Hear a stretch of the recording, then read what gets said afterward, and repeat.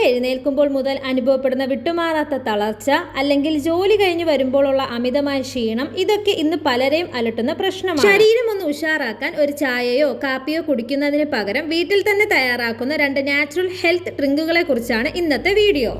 ഇത് നിങ്ങളുടെ ശരീരത്തിന് നല്ല ഉന്മേഷം നൽകാൻ സഹായിക്കും. ആദ്യത്തേത് മുരിങ്ങയില സൂപ്പാണ്. നമ്മുടെ മുറ്റത്ത് ഈ മുരിങ്ങയില ഒരു അത്ഭുത മരുന്നാണെന്ന് തന്നെ പറയാം. അയണും വൈറ്റമിനുകളും ധാരാളം അടങ്ങിയ മുരിങ്ങയില പേശികൾക്ക് നല്ല ബലം നൽകാനും രക്തയോട്ടം മെച്ചപ്പെടുത്താനും സഹായിക്കും. ഇത് തയ്യാറാക്കാൻ വളരെ എളുപ്പമാണ്. ഒരു കൈപ്പിടി മുരിങ്ങയിലയും അല്പം വെളുത്തുള്ളിയും കുരുമുളകും ചേർത്ത് വെള്ളത്തിൽ തിളപ്പിക്കുക.